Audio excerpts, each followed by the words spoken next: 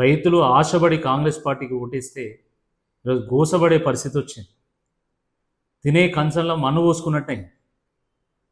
ఏ ఊరికి పోయినా, ఏ పిఎస్ఎస్ సెంటర్కి పోయినా రైలు బండి అంత క్యూ కనబడుతున్నది. గంటల కొద్దీ రైతులు క్యూ లైన్ల పడిగాపులు కాసి సొమ్మసిల్లి పడిపోతున్నారు, గాయాల పాలవుతున్నారు. అక్కడ గంటల కొద్దీ నిలబడలేక చెప్పులు పెడుతున్నారు, ఆధార్ కార్డులు పెడుతున్నారు, పట్టా పాస్బుక్లు పెడుతున్నారు. ఈ ఫోటోలు వీడియోలన్నీ సోషల్ మీడియాలో వైరల్ అవుతుంటే ఇవి ఏఐ జనరేటెడ్ ఫోటోలని, ఏఐ జనరేటెడ్ వీడియోలని, వాళ్ళు రైతులే కాదని ఈరోజు కాంగ్రెస్ పార్టీ నాయకులు, మంత్రులు ఈరోజు రైతులను అవమానిస్తున్నారు. అసలు మీకేమైనా బుద్ధి ఉందా? ఏ ఊరికి పోయినా ఈరోజు క్యూ లైన్లు కనబడుతుంటే అవి ఏఐ జనరేటెడ్ వీడియోలు అంటారు, ఫోటోలు అంటారు. మీరు ఏఐలో కొట్టి చూడండి. భారతదేశంలో ఎక్కడ యూరియా కొరత ఉంది అని అంటే తెలంగాణలో ఉన్నదని చెప్పి ఏఐ చెప్తున్నది. అది తెలుసుకోకుండా వాళ్ళు రైతులు గారు ఏఐ జనరేటెడ్ ఫొటోసు. ఆకలితోనైనా తెలంగాణ రైతు చావడానికి సిద్ధంగా ఉంటాడు తప్ప ఆత్మగౌరవాన్ని మాత్రం చంపుకొని బతకలేడు. ఇది గుర్తుపెట్టుకోవాలి. రైతు బజారుకి ఎక్కేది యూరియా బస్తా కోసం కాదు, వ్యవసాయాన్ని బతికించడం కోసం, తన బతుకు తెరువును కాపాడుకోవడం కోసం, నలుగురిని బతికించడం కోసం. కానీ ఈరోజు మీరు అసలు లైన్లే లేవు, వాళ్ళు రైతులే గారు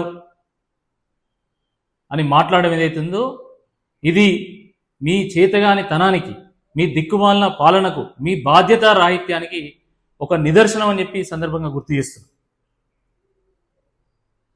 అరే, ఒకవైపేమో కేసీఆర్ గారు ఆ రోజు ఎండాకాలంలోనే వానకాలానికి కావాల్సినటువంటి యూరియా మొత్తము ప్లానింగ్ చేసి అవి ఇక్కడికి తీసుకొచ్చి వాటిని అద్భుతంగా సరఫరా చేస్తే ఈరోజు కనీస ప్రణాళిక ఉందా మీకు?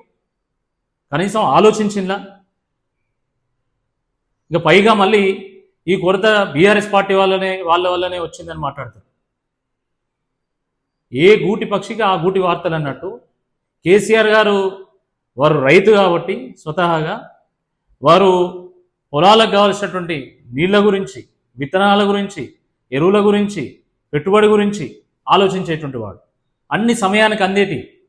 కానీ ఈరోజు జరుగుతుంది ఏంది? రేవంత్ రెడ్డి గారి ప్రభుత్వంలో, ఈ ప్రభుత్వం వచ్చినటువంటి మొదటి రోజు నుండి నీళ్ల కోసం ధర్నా చేయడం జరిగింది. రైతు బంధు కోసము, రుణమాఫీ కోసము రైతులు ప్రాధేయపడడం జరిగింది. కొనుగోలు లేక రైతులు గుండె వలిగి కల్లాల కుప్పల మీద వాళ్ళు కుప్పగూలడం జరిగింది. ఇప్పుడు ఏకంగా ఎరువుల కోసం ఏడ్చేటువంటి పరిస్థితి నిర్మాణమే. ఆనాటి రోజులు తీసుకొస్తా అన్నారు రేవంత్ రెడ్డి గారు. 100% ఆనాటి రోజులే తీసుకొచ్చిండు. తెలంగాణ రాకముందుకు రైతులు తమ పిల్లల్ని తీసుకుపోయేది. ఎందుకంటే టోకన్ కోసం ఒకరి లైన్లో నిలబడితే యూరియా కోసం ఇంకోరి లైన్లో నిలబడ్డేది. ఇప్పుడు 10 ఏళ్ల తర్వాత కేసీఆర్ గారి పాలన అయిపోయి మళ్ళీ రేవంత్ రెడ్డి గారు కాంగ్రెస్ పాలన వచ్చిన తర్వాత మళ్ళీ ఆనాటి రోజులే వచ్చినాయి. రైతు పంట వేసుకొని ఆ పంట కాడికి పోవన్నా, లేకపోతే మీ దగ్గర క్యూ లైన్లో నిలబడన్నా, అన్న వ్యవసాయాన్ని కాపాడుకోవన్నా, లేకపోతే మీ కాళ్ళు పట్టుకొని యూరియా కోసం గోసపడాలన్నా? దీనికి ప్రభుత్వం సమాధానం చెప్పాల్సిందే ఈ సందర్భంగా నేను కోరుతున్నాను. రేవంత్ రెడ్డి గారు స్వతహాగా రియల్ ఎస్టేట్ వ్యాపారి కాబట్టి ఈ నీళ్ల కొరత, యూరియా కొరత, విత్తనాల కొరత సృష్టిస్తే ఎవడు వ్యవసాయం చేయడు, అన్ని మళ్ళీ బీడు పడతాయి.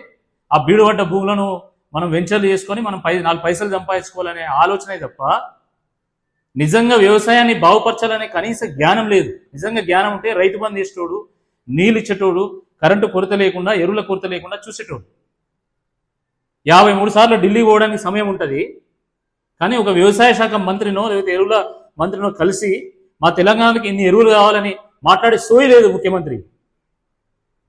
ఏమనంటే ఢిల్లీలో నాకు ఎరువులు ఇవ్వలే అని చెప్పి కేంద్రాల మీద నెట్టేసేటువంటి ఒక ప్రయత్నం చేస్తాం. అసలు కనీసం కేంద్ర వ్యవసాయ శాఖ మంత్రి ఎవరో నీకు తెలుసా? ఆయన పేరు తెలుసా? కనీసం ఒక్కసారైనా కలిసినావా? మాట్లాడినావా? కేంద్రం నిర్లక్ష్యమైతే మరి కేసీఆర్ గారి హయాంలో 10 ఏళ్లలో మరి యూరియా కొరత ఎందుకు లేదు తెలంగాణ? నువ్వు వచ్చినాక ఎందుకు కొరత ఉన్నది? అంటే నీకు కనీసం అంచనా లేదు, ఓ ప్రణాళిక లేదు, ఓ పద్ధతి లేదు. కాబట్టి ఈరోజు రైతులు గోసపడేటువంటి ఒక పరిస్థితి ఈ తెలంగాణ రాష్ట్రంలో నిర్మాణమైంది. ఇంక ఇది సరిపోనట్టు అక్కడ పోలీసులు పెట్టి యూరియా వస్తున్నాడు పోలీసుల పహారతో. నిజం అంత నువ్వు సుఖం పూసేవి అయితే అన్ని చక్కగానే ఉంటే మరి పోలీసులు ఎందుకు? ఈరోజు పోలీసులను పెట్టి రైతుల గొంతు నొక్కేటువంటి ప్రయత్నం చేస్తున్నావు. కానీ రేపు లోకల్ బాడీ ఎలక్షన్స్లో ఈ పోలీసులను పెట్టి బ్యాలెట్ కాడ ఓట్లను ఆపగలుగుతావాను? అది సాధ్యమవుతుందా? నీ పాలన చూసిన తర్వాత మళ్ళా 30 ఏళ్ళ దాకా కాంగ్రెస్ పార్టీ దిక్కు దేవాన్ని లేకుండా పోతుందని చెప్పి ఈ సందర్భం గుర్తు చేస్తున్నా. ప్రజాపాలన తీసుకొస్తామన్నారు, రైతు పాలన తీసుకొస్తామన్నారు, లాస్ట్కి రాబందుల పాలన తీసుకొచ్చిండు. రైతులను గోసపుచ్చుకుంటున్నారు, పీక తింటా ఉన్నారు. ఎద్దేడ్చిన వ్యవసాయం, రైతు ఏడ్చిన రాజ్యం బాగుపడదన్నారు. ఈరోజు రైతు ఏడ్చేటువంటి రాజ్యాన్ని తీసుకొచ్చినందుకు తప్పకుండా నీకు బుద్ధి చెప్తారని చెప్పి ఈ సందర్భంగా నేను హెచ్చరిస్తా ఉన్నాం. జై హింద్, జై తెలంగాణ, జై కిసాన్.